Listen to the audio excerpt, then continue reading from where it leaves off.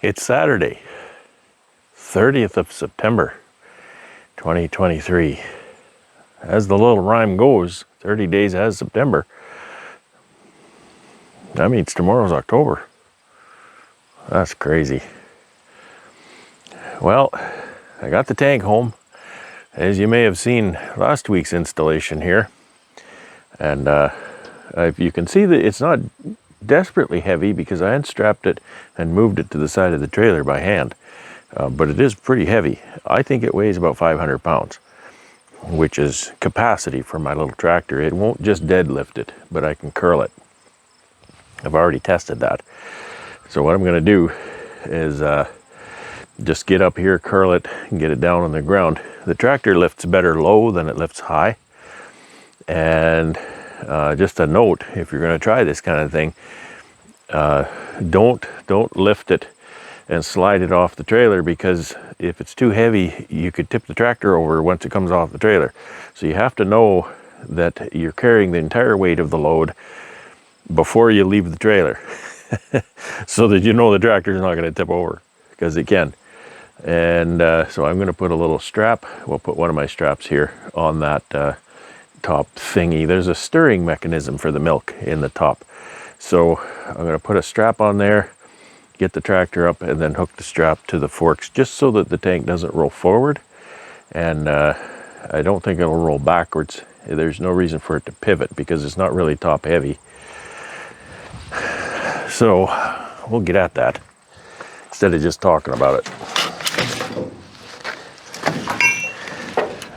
I've had a better look at the tank today. It looks like it's in reasonably good condition.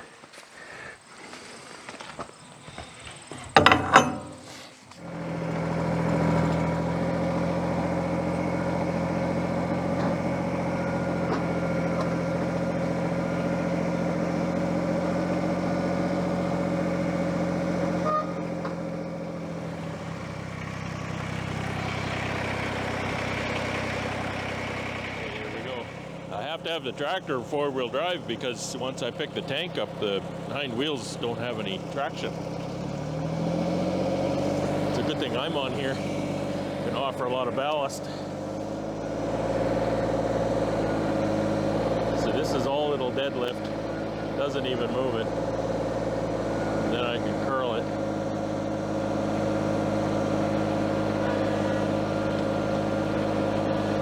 A little bit of jerking action kind of gives it enough to come up. So I'm carrying the whole thing. The tractor is not flipped over yet, so I think we'll be okay. Just get it off of there and get it down close to the ground.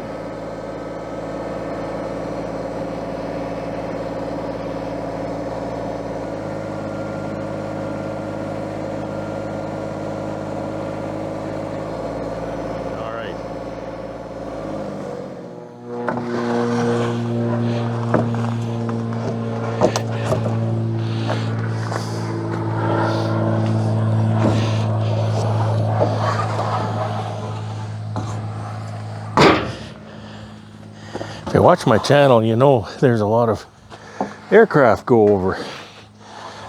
Well, there's reasons for that. My property is in the air lane to the municipal airport that's, I guess, 20 miles away. Actually, there's a seaport there too. They call it a seaport. It's the Red River. And that airplane, it was a Boxer engine, I know, probably some kind of a Cessna or something, but it was on floats. So that was likely going to or from a fishing lodge. Manitoba is home to a number of world-class fishing lodges. And so that's what you hear a lot of times is traffic to and from those fishing lodges. Now, there's a lot more traffic, though, also going to northern communities in Manitoba. There's a lot of northern communities that have no all-weather roads, And so the only way in and out in the summer is aircraft. And we hear everything. We hear everything from single engine turboprops, twin engine turbos, twin piston engines. We even hear the radial beavers going over. I think the beavers generally go to the fishing camps because they're good old workhorse aircraft. I think they carry quite a bit of capacity. But anyway, so I find it kind of fun to listen for the aircraft and try to figure out what it is by the way it sounds before I see it. It's not hard to tell a radial from a turboprop, and even a radial to a boxer. Very different sound. Radials run so slow compared to a 6-cylinder boxer. I don't know if there's very many 4-cylinder boxers out there. It'll be going over here. Maybe they actually do practice. They use this area for their training flights for the air school. And I think a lot of those smaller Cessnas are probably 4-cylinder boxers. Anyway, that's my aircraft talk as I unload lumber. I did a lot of that when I was a kid. Did a lot of this when I was a kid.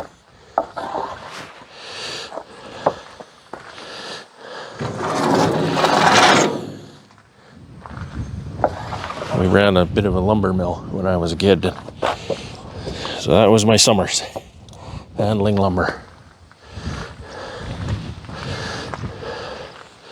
Look back at it as good times now, but boy, I hated it then. It is Sunday, October the 1, 2023.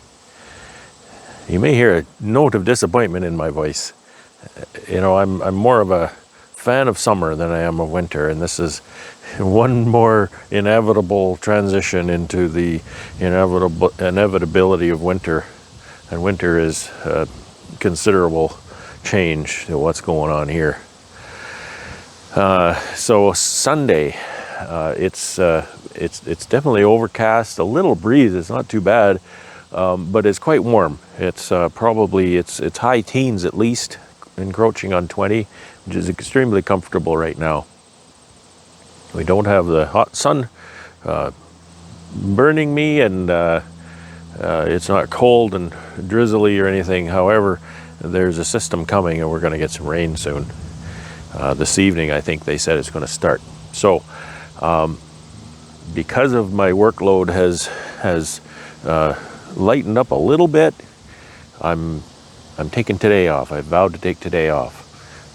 We're actually going to run to town and get some supplies. We haven't been to town in a long time, so we're going to get some groceries, etc.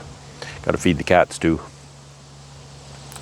So the bees are in fairly good flight here. I wouldn't say full flight, but they're flying, and they're searching for whatever they can find, which isn't much.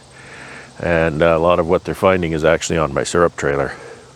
Syrup trailer is the focus right now. So you can see I've got the tractor up there already. And the reason is I need to get that tank off of that trailer and put on this trailer. And that is because this big trailer has an appointment next week.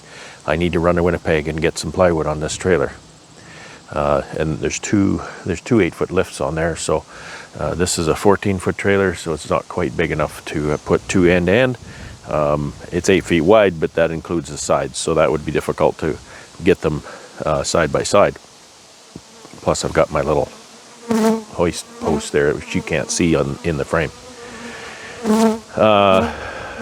So the other thing is, we were feeding bees out here yesterday. We worked right into the evening, and we ran out of day, but that was okay because you always have that bee coming to get me. That was okay because I ran out of syrup anyway. and I need more syrup because there's some here that still need more syrup before winter. So I need to take this tank back to the yard and put some water in and mix some more syrup there. The urgency on this is, again, this evening we're going to get some rain. My road to this area of my yard is not exactly all weather. It's pretty good, but I also don't like making a huge mess. So that's my urgency to come out here today and just get that tank over on that trailer, get the trailer back to the yard. I'm going to chance this trailer until later on in the week to come and get it to make my trip into Winnipeg to get the plywood. So that's all I'm doing, and then I'm taking the day off. So I hope you can take the day off, and hopefully I'll have something to show you in the coming days here. One thing I really need to do, something I really want to do, is to go through a couple of these colonies and see how they're doing. I want to know basically two things. I want to know how much brood they have now, and that relates to being able to do some oxalic acid vapor in the near future. And I want to know how much stores they have for winter. So if all goes well, they will have almost no brood, and they will have almost completely filled that hive with syrup and dried it down and capped it, is best case scenario. So I think you might find that interesting, because I find it very interesting when you open these colonies, especially a little bit later, give another 2 to 3 weeks, open these colonies up, open the hives up, and there's 10 frames of capped syrup in there. There's not one stitch of brood often. So that's a very strange looking hive. You would say, well, they're doomed, they have no queen, they're going to start laying workers, it's not going to work out, but it does. And that's just kind of the situation that we go through, and what we have to have happen here for winter. It's surprising. One of the reasons that we plug them out and restrict the laying of the queen for a period of time is that when a colony is not brooding, they eat next to nothing. They can live a long, long time on very, very little feed. Particularly when we put them in the building, we run them at 4C. The science tells us that that's kind of an optimal temperature for low metabolic rate, etc., and that helps us make it all the way through to spring without having to feed them again. And I worry about it every year. I worry, I have to feed my bees, I have to make sure I have sugar cakes, I have to make sure I have syrup on them right away. Well, the fact is, the vast majority of these colonies come out of winter and they've got four or five frames of syrup stored still in the hive, which, it's just astounding how little they eat over the winter under those conditions. So anyway, enough talk. I'm going to get the tractor going and move this over. I've got the pump to move as well, so I have to disconnect that and move the tank and then move the pump.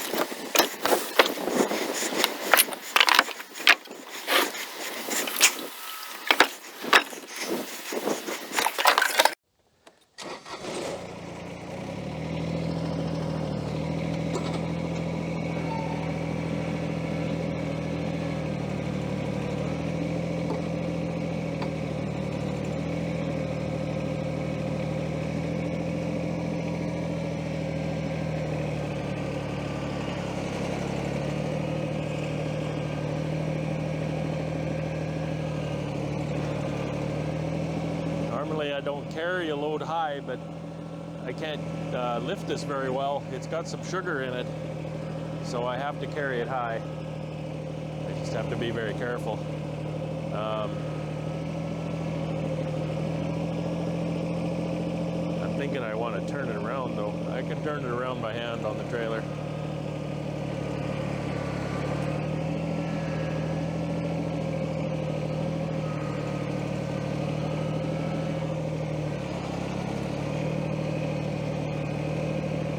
carrying a load high is a perfect way to flip your tractor over.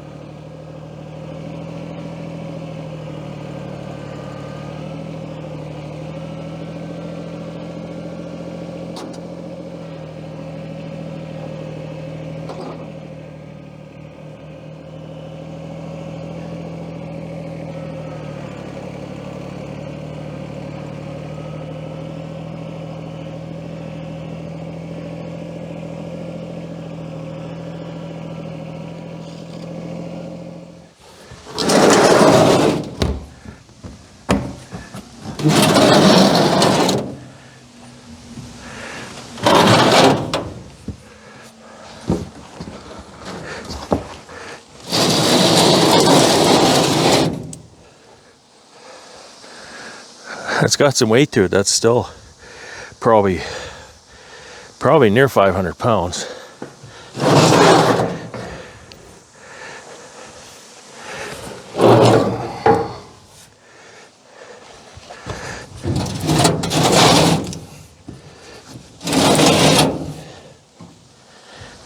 Can't slide it on the wooden deck. This steel deck is much better that way.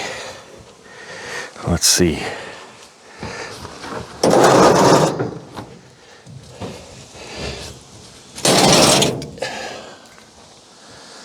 All right.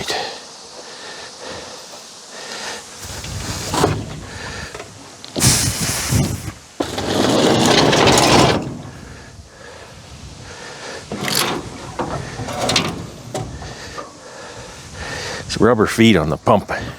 Doesn't slide so well.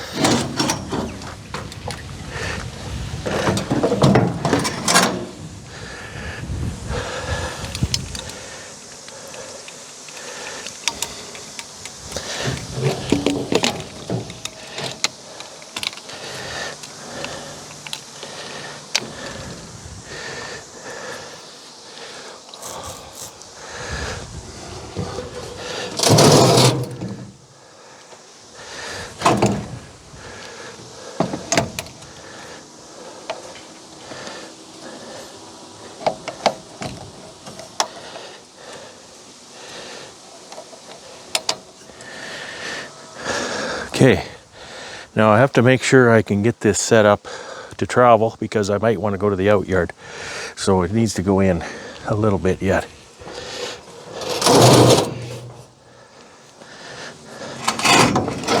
Okay, the sides on the trailer go in about 1 inch here. That is exactly what I need.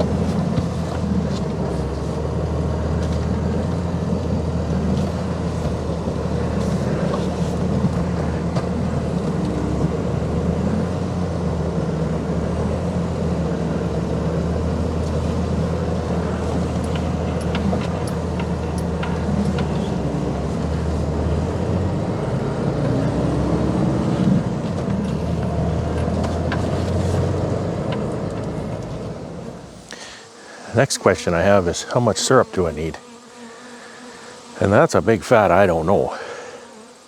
However, I have 2, 4, 6, 7, 8, 9. I think that third row has only had 1 pail. And there's a few nukes still getting low. So 9 pails, if I say 10 pails, that's 100 liters at least. They're 12-liter pails. So if you round that to 10 liters in the pail, then that'll be 100 liters for there. I need to check the out yard to see if they need any.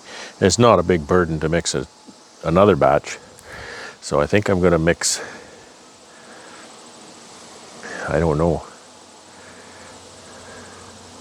I'll bet you I could mix 200 liters yet because of the nukes needing some. We pumped off over 200 liters here yesterday just feeding the nukes. So it goes fast. So I think I'll just mix up 200 liters and we'll see. Sometimes I know in the past, if I end up with too much syrup, then I'll just put the word out among my beekeeping friends and somebody will come by and pick up the leftover syrup. So it's not really an issue. Everybody likes the mixed sucrose, but not everybody's in a position to mix that much sucrose. So they really appreciate getting it, I think, when it's available. I've actually mixed tanks of syrup for people, and then they just come and fill their tank in their truck. So I don't really mind doing that. I don't make any money really doing it, but they just cover the cost. Anyway, so this is all I'm doing today. I get the day off, which is really nice, and back to work tomorrow. It might be rainy tomorrow, so it could be finishing up in the honey house. Anyway, I hope you're having a good Sunday too. So I'll talk to you tomorrow. Take care and have fun.